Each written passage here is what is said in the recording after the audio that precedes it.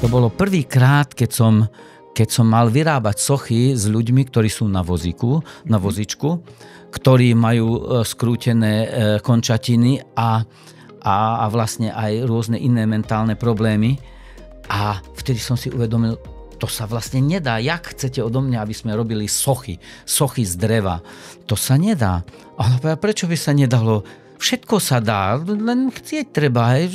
Prečo by sa s tými ľuďmi nedalo robiť? Proste tu dnu sa niečo tak zlomilo alebo niečo tak nastavilo na iný modus a ja som proste no skúsime to, hej. Tak to bolo úžasné. Vítajte pri podcaste Dobré správy z východu. Ja som Laura Dittel, výkonná riaditeľka Karpatskej nadácie a aj dnes sa budem zhovárať s človekom, ktorý robí z východného Slovenska lepšie miesto na život. Mojím hosťom je výtvarník, umelec Helmut Bistika. Vítaj, Helmut. Dobrý deň.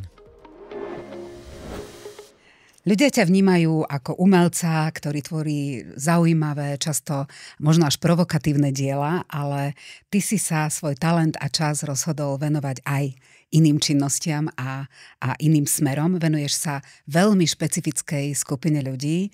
Pracuješ s hluchoslepými klientami neziskovej organizácie Maják. Ako s nimi pracuješ a čo vlastne spolu robíte? Čo vlastne spolu robíme?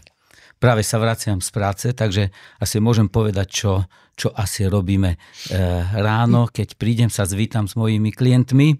Je to stále veľmi emotívne. Potom sa prezlečieme do pracovného, lebo keď ideme do ateliéru, tak je veľmi dôležité sa prezliecť, no a potom sa stretneme v ateliéri.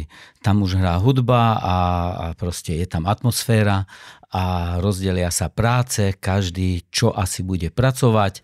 Stále je to iné, lebo tí moji klienti stále majú iné nálady, iné problémy, a iné bolesti a preto sa človek musí aj prispôsobiť práve tomuto stavu a tak aj prebieha naša kreatívna činnosť.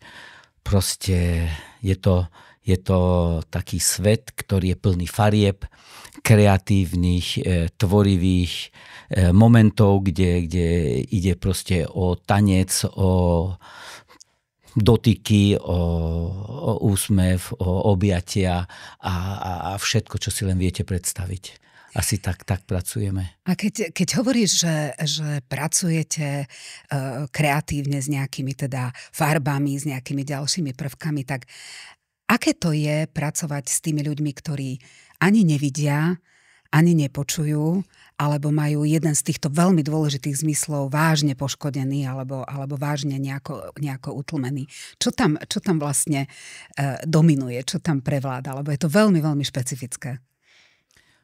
Teraz je to vlastne už taký normálny rytmus života, ktorý vediem, keď prídem do práce a keď s nimi pracujem. Ale viete si predstaviť, keď som prišiel prvýkrát, ma tak oslovili, aby som prišiel s nimi pracovať, tak som vlastne nevedel, lebo už predtým dávno som pracoval s handicapovanými ľuďmi, ale s nevidiacimi alebo málo nejakými zvyškami zraku alebo nepočujúcimi, ktorí nerozprávajú, s takými som ešte nepracoval. A keď som prišiel, to ako keď prídete na inú planétu, kde používate ruky, používate dotyky, znaky a musíte nejak animovať toho človeka, toho klienta, ktorý vlastne nevie, čo vy chcete a či mu vôbec rozumiete, či on rozumie vám. Takže tam vzniká nejaké také tajomstvo alebo také niečo magické. A ja som vtedy prišiel a celkom dobre som to zvládol, musím zaklopať a doteraz to funguje. Doteraz to funguje prísť z normálneho sveta, prísť k ním a vlastne s nimi pracovať. S nimi tvoriť nejaký svet, ktorý oni majú, ale ktorý ja opúšťam, ten normálny a prídem k ním a vlastne s nimi pracujem.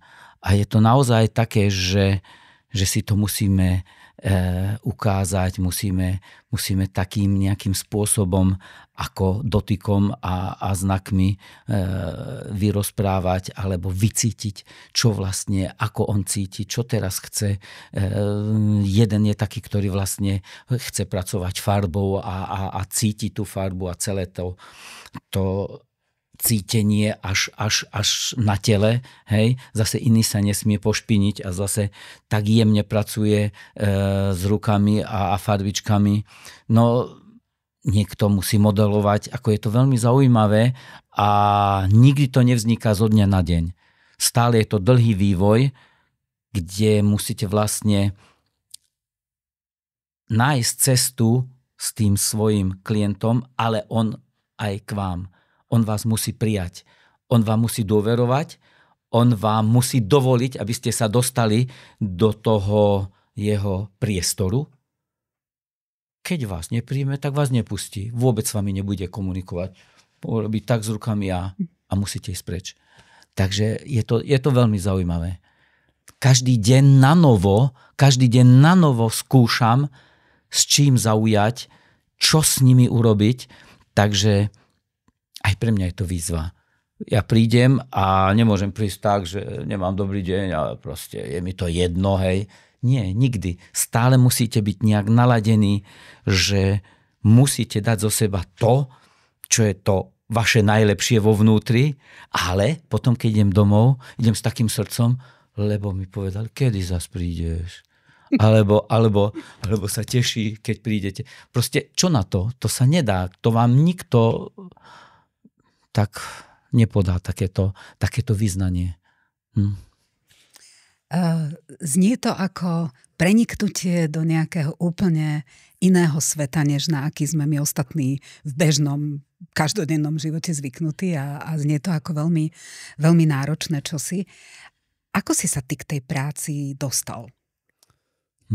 Tak práve som povedal, že som bol oslovený, ale dávno predtým to ešte ja som pracoval ako vychovateľ, potom som robil na Zuške tu aj s malými deťmi, aj so škôlkármi, aj s rôznymi, so základnou školou. A popri tom som stále tvoril to umenie. No a keď sa potom po čase otvorili tie hranice, že človek mohol cestovať aj do zahraničia, tak som mal nejakú výstavu aj v Česku, aj v Nemecku, aj v Dánsku, aj v Belgicku.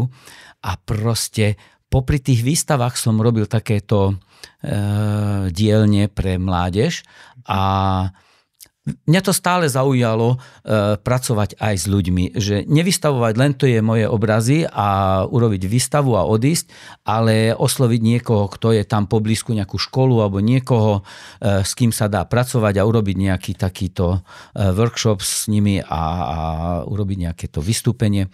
Tak raz som bol v tom Nemecku, v tom Arnštate a tam mi ponúkli, aby som pracoval s postihnutými ľuďmi. To som si ani nevedel predstaviť, že čo to bude, ale to proste, jak som taký, že ma to všetko zaujíma, alebo že je to stále veľké dobrodružstvo, tak som aj toto prijal a to bolo prvýkrát, keď som mal vyrábať sochy s ľuďmi, ktorí sú na vozičku, ktorí majú skrútené končatiny a vlastne aj rôzne iné mentálne problémy. A vtedy som si uvedomil, to sa vlastne nedá. Jak chcete odo mňa, aby sme robili sochy z dreva? To sa nedá. Ale prečo by sa nedalo? Všetko sa dá, len chcieť treba. Prečo by sa s tými ľuďmi nedalo robiť? Proste tu dnu sa niečo tak zlomilo, alebo niečo tak nastavilo na iný modus a ja som proste, no skúsime to, hej. Tak to bolo úžasné, lebo v tom Nemecku hneď mali aj tie kusy dreva, tam bolo všelijaké, dielňa tam bola, ten údržbár nám donesol vrtačku, klince, všeličo možné. No a tam som pochopil, že títo ľudia sú takisto ako my prinútení čakať, kto s nimi niečo bude robiť, alebo však aj my sa tešíme, keď príde nový človek, keď nám niečo nové povie, keď sa niečo nové dozvieme, keď sa niečo nové naučíme. A tí ľudia len tak čakali tam, to boli mládežníci a proste keď sme začali niečo robiť, hneď tam boli traja a každý chcel vrtať, každý chcel niečo držať, tak traja držali tú vrtačku. Proste ja som myslel, že to je zlý sen, hej? A to bolo nádherné, lebo všetci boli pripravení niečo robiť. Hej, si predstaviť, my sme tam urobili také sochy, úžasné, abstraktné, a ten posledný deň, keď sme mali vernisáž, tak som si vypýtal zase ja vozíček taký, do ktorého som si sadol, aby som sa nejak ako priblížil týmto ľuďom. A oni boli úžasní. Každý okolo mňa prišiel, sa ma dotkol. Vtedy som cítil, že čo to je, patriť k nim a byť ich súčasťou. A to bolo tak silné, tak som si povedal, tak ja už asi nikdy v živote nezažijem. Každý rok ma pozvali, hej, a potom som to stále robil. A tak sa to rozvíjalo a ako keby sa spustila lavína. Tam boli, keď som prišiel, tak prišla taká silnejšia dievčina, možno už tretí deň nesprchovaná, keď ma tá tak objala a stískala. Ja som myslel, že vypustím to posledné, ale to bolo nádherné. Viete si to predstaviť? To boli také situácie, ktoré v živote vy nezažijete. A vtedy som si pomyslel, Bože môj, aký je ten svet ešte rôznorodý, čo všetko ešte tu je, čo som ešte nevidel a nezažil. Tak to teraz mi to zostalo.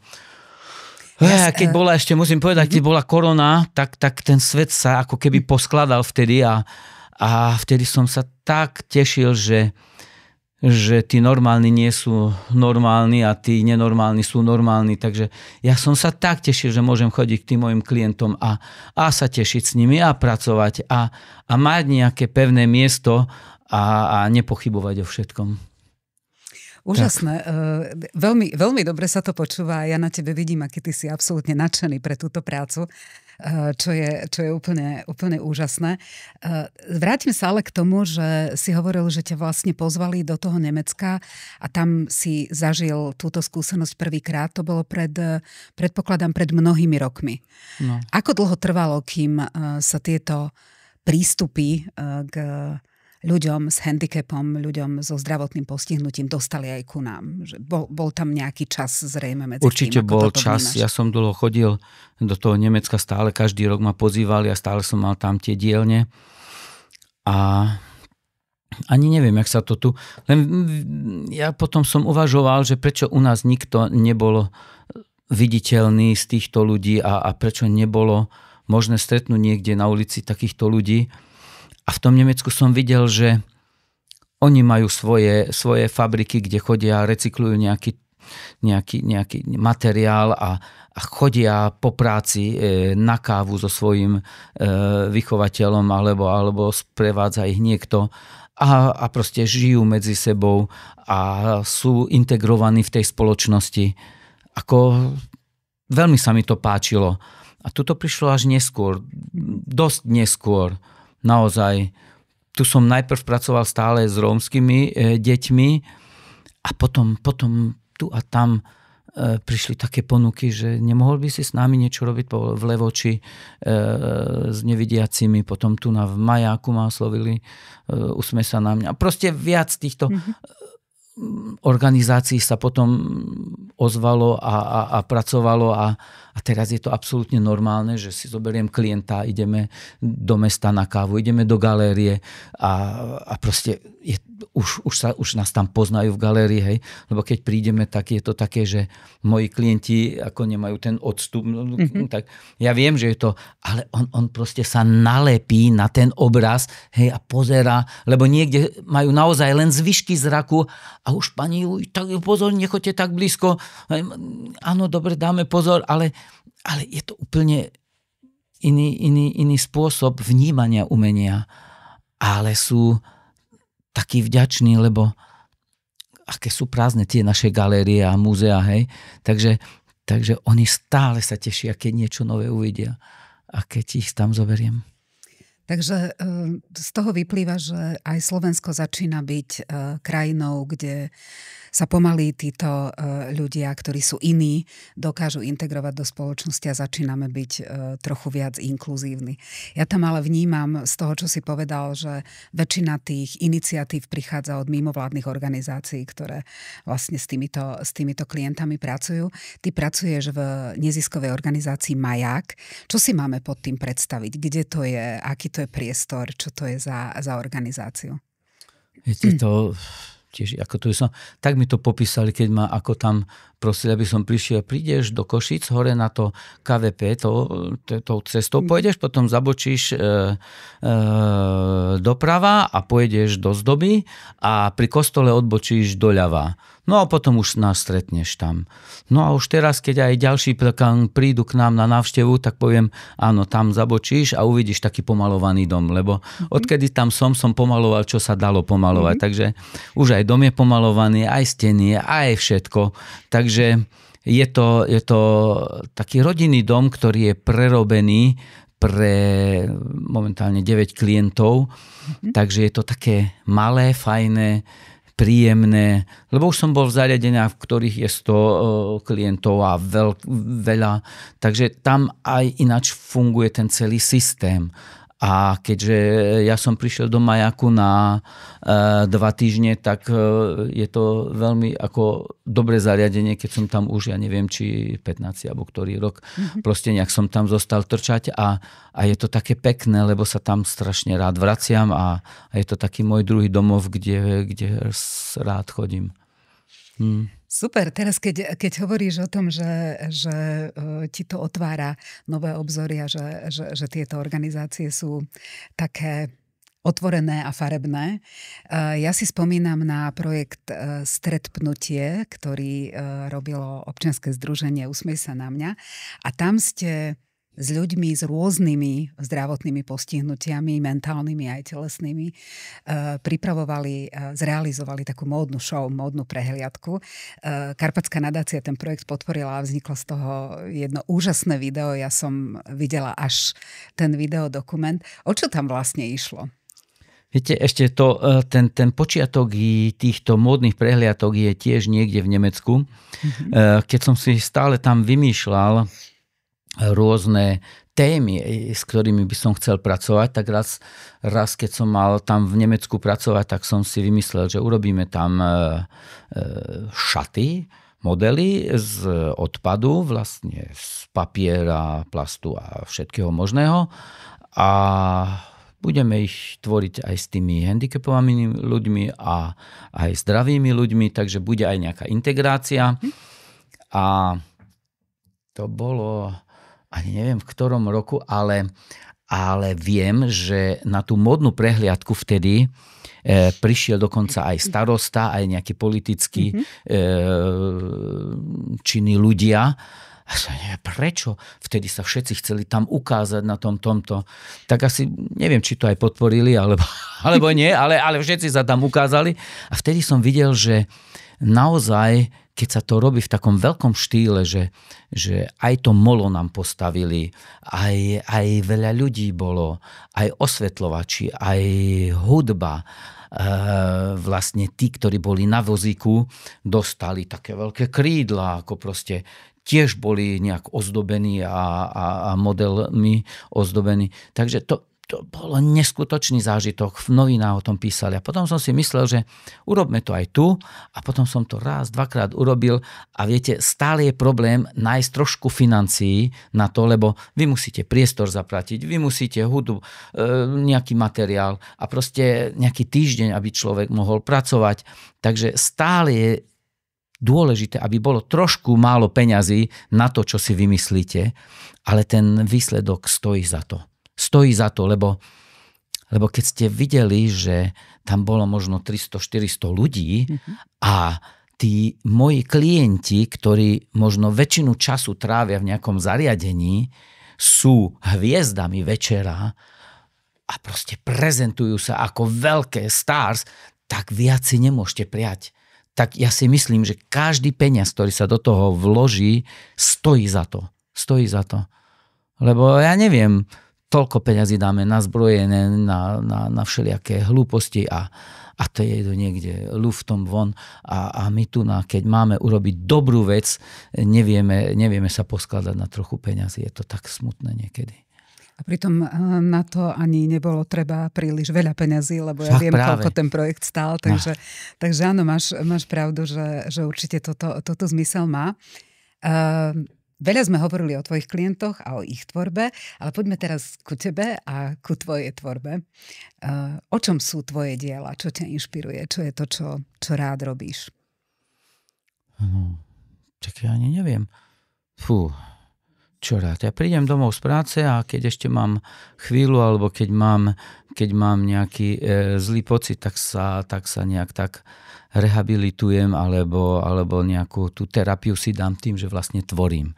A popri tej práci, ak tvorím tak výtvarne, tak vlastne vznikajú veci a niekedy vznikajú veľmi ako absurdné veci, niekedy milé veci, niekedy nepríjemné veci.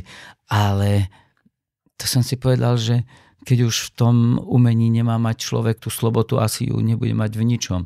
Lebo my mantáci sme tak nejak ako vychovaní byť poriadni, byť slušný, každému sa zdraviť, všetko robiť ako sa patrí.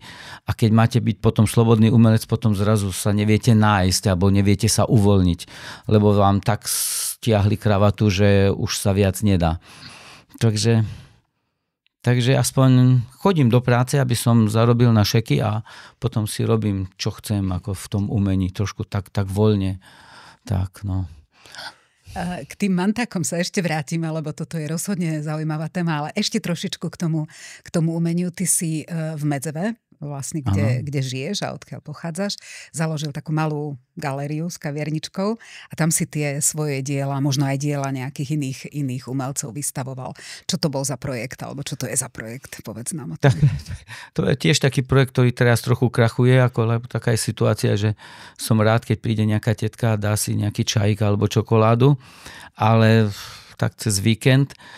Ale zmyslom bolo to, že tiež, čo som veľa chodil po tom svete a viete, umelci sa radi stretávajú niekde na káve a to som sa vonku naučil, že tak sa stretníme niekde a porozprávame, čo budeme robiť alebo aký projekt budeme nový robiť. Stále sa ľudia stretli ako aj výtvarníci niekde v kaviarni, kde bola taká dobrá atmosféra, dobrá hudba a proste káva. Takže to bolo také milé a tak som sníval aj ja o tom, že to by bolo také pekné mať to aj doma také. Tak najprv mi rodičia ani nedovolili, ani nič, ani som nemal nikdy financie. No a potom sa tak nejak nejak zlútostili a dali mi takú prednú izbu tam doma, v rodičovskom dome. No a tam som si urobil takú malú kaviarničku, takú aj galéria je to, takže je to také skurilné, ale funguje to. Funguje to tak, ako to funguje a vtedy, keď sa to otvorilo, ja tiež neviem, koľko je toho, už možno 10-12 rokov, čo to funguje. No vtedy som robil aj výstavy rôznym mojim tým známym z Fínska, Nemecka, Belgická, zovšade sme mali ako výtvarníkov, ktorí u mňa vystavovali. A to bolo aspoň pekné pre tých Medzevčanov, že bola vernisáž, videli niečo nové, nových ľudí, ktorí ďaleko tvoria tiež a bolo pohostenie, bolo nejaké také fajnovky, takže mamka stále piekla a také domáce nemecké koláče. No a dobre to bolo. Teraz už to tak nerobíme, lebo nejak aj to nadšenie, aj to všetko nejak trošku spadlo a mám tam teraz vystavené moje veci a tak. Takže keby to niekoho zaujímalo, môže sa prísť pozrieť. Ja len prezradím, že je to na námestí, hneď vedľa kostola v Medzeve, v rodinnom dome typického nemeckého štýlu a otvorení ste cez víkend, hej? Áno. Dobre, tak všetkých našich poslucháčov a poslucháčky, aj divákov, aj diváčky určite pozývam. To sa nesmie robiť reklama. Môže sa robiť reklama? Tuto v tomto podcaste sa môže čokoľvek. No, a najmä, keď je to reklama na dobré veci, tak to sa určite môže. Ty si povedal typické nemecké koláče a spomínal si, že my mantáci. O tomto nám niečo povedz, lebo Medzev je vlastne mestečko, ktoré patrí do oblasti, kde žije nemecká menšina, ktorá si hovorí mantáci a nie je ich veľa, majú špecifický jazyk. Povedz nám o tom, aké je to byť Medzevčanom a mantákom. Tak určite viete, že, alebo keď tak môžem povedať ešte v 13., 14., 15., 14. storočí, keď po tých vpádoch tatárskych, tak Biela IV. Povolal takýchto kolonistov, aby obývali trošku tu na to územie a tak stále prišli tí karpatskí Nemci z rôznych území. Ťaha sa to až od Bratislavy až niekde Kežmarok, Poprad a tak ďalej. A všade prišli z rôznych tých území. A hovorí sa, že tam, kde sme my, Medzev a okolie, prišli niekde z Flander alebo z týchto oblastí a preto aj tá reč je trošku taká divná. Manták skoro vie potom sa naučiť tú nemčinu a pekne rozprávať. Was sagt bos zokta? Je tam taký rozdiel, taká surovosť alebo iná tonalita. Duet omol boara. Dort einmal war er. Hej, je cítiť tamto boara a toto, takéto výrazy. No a oni tam vlastne fungovali ako hámorníci, postavili tam kopu tých hámrov a vlastne tým, že vyrábali tie náradia pre poľnohospodárov, tak robili v tom hámri a ten hámor bol poháňaný vodou, takže to tam stále búchalo a trepalo, takže oni chodili vlastne predávať ten svoj tovar na tie trhy a tak ďalej a tak sa tradovalo, že ten majster, ktorý sem tam šiel a predával to a nejak tí učni to predávali, on tam sedel a stále, keď sa tak handrkovali, čo to stojí, tak oni tak ťažko počuli, lebo v tom hámri to stále búchalo a stále hovorili Bosmonta, ako was meint er, čo si myslel, alebo čo on myslí, že koľko to stojí, čo chcel, čo myslí, bos monta. A tak sa začalo a potom sa im vysmievať, že ty manták aj tak ničomu nerozumieš. Bos monta? A on sa len pýta, lebo nepočuli. A asi to aj tak zostalo, ten výraz manták, alebo ty manták, ničomu nerozumieš. A toto si mi odpovedal vlastne na jednu z mojich kľúčových otázok, že ja som vyrástla vlastne veľmi blízko Medzeva, ja som sa narodila veľmi blízko Medzeva a pre mňa slovo manták vždy znamenalo ten, ktorý je z Medzeva, tradičný obyvateľ Medzeva, ale v iných častiach Slovenska som veľmi často počula, ako ľuďom do mantákov nadávajú, že ty si taký manták, alebo ty si taký mantavý, už aj variácie toho slova, takže z toho to pochádza. Teraz si mi na to odpovedal. Áno, to boli remeselníci, ktorí celý deň v tom hámri robili a tam kuli tie motiky, lopaty, rýle a krampáče a to všetko. A vlastne keď to veľké kladivo stále celý deň udiera, on je v tej blízkosti a formuje ten kov, tak ako veľa mu nezostalo v tom uchu toho počuteľnosti. Takže tak, no a dodnes hovoríme tým jazykom, tým mantáckým, vlastne tým nárečím, ale v podstate je to vymierajúce nárečie, lebo ja s mojou mamkou ešte rozprávam, ale deti už to veľmi nepoužívajú. Oni sa naučili nemecky, ale tú mantačinu nepoužívajú. Ešte sú rodiny, ktoré nie sú pomiešané, že Slovák alebo ten Nemec, takže tam sa ešte rozpráva, ale väčšinou už sa to stráca. No to je veľká škoda, lebo je to jedno z dedičstiev kultúrnych, o ktoré prídeme tým, že tí ľudia tým jazykom hovoriť prestanú. Ja sa ešte skúsim opýtať, že je rozdiel medzi mantáckým jazykom používaným v Medzeve a napríklad v Smolníku? Alebo v iných častiach? Všade sa to mení. Smolník ešte ide, hej, aj Štos, aj Smolník, ale potom sa to zase mení. Všade sú rôzne tie. Ja napríklad v Chmelnici im ani nerozumiem. Vôbec im nerozumiem a majú takú skrútenú tú reč, alebo potom ďalší zase v kežmarku, tam tým rozumiem, hej. Takže to sú úžasné. Úžasné je to, že všade sú tie nuancy a všade je to iné. Hej, koľko tých nárečí je. Však aj východniarské je, zase to je zase niečo celkom iné, takže... Zrejme to súviselo aj s tým, že odkiaľ tí ľudia prišli, áno, ale samozrejme mal tam vplyv vlastne aj ten okolitý svet, ako sa ten jazyk zakonzervoval a ako sa menil vo vzťahu k tým ostatným jazykom. No je to úžasné, že máme na východe Slovenska toľko rôzneho bohatstva, lebo to pridáva vlastne na tej farebnosti aj.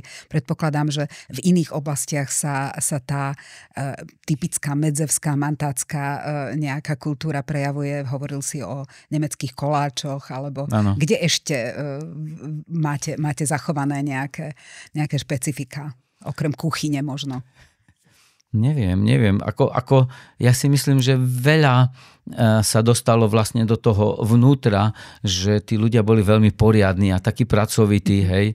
Ešte teraz nemám pokoj, kým nepozmývam ateliér a potom tam idem pracovať. Proste to je taký pak, ktorý mi ako až prekáža, ale neviem sa toho zbaviť, ale proste neviem, je to už je to také žité každým dňom. Hej.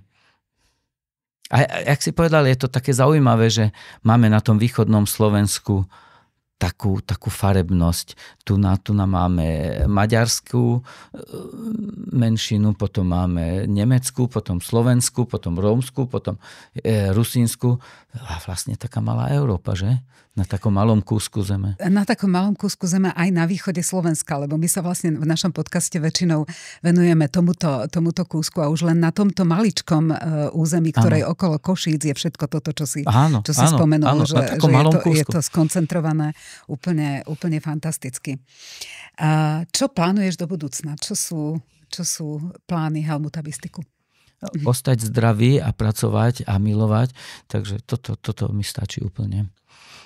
Tak ty si šťastný a skromný človek zároveň. Dobre. Ale myslím, to stačí, lebo keď nebudeme zdraví, nemôžeme pracovať a ani sa tešiť, ani milovať. Takže zostaňme zdraví. To je absolútna pravda. Skvelé. Ja si myslím, že týmito pozitívnymi slovami môžeme dnešný rozhovor aj ukončiť a my ti teda to zdravie a tú chuť milovať a pracovať budeme želať aj do budúcna. Ja to želám všetkým ostatným, lebo keď bude viac takých ľudí, tak sa budeme mať všetci tu dobre. Ďakujem. Ďakujem, že si našiel čas a prišiel k nám do štúdia. Ja ďakujem, že som bol pozvaný. Dovidenia. Dobré správy z východu pre vás pripravuje Karpatská nadácia. Keď sa vám podcast páčil, môžete jeho tvorbu podporiť na www.karpatská nadácia v sekcii Daruj teraz. Pomôžete nám tak robiť z východného Slovenska miesto, kde sa oplatí žiť.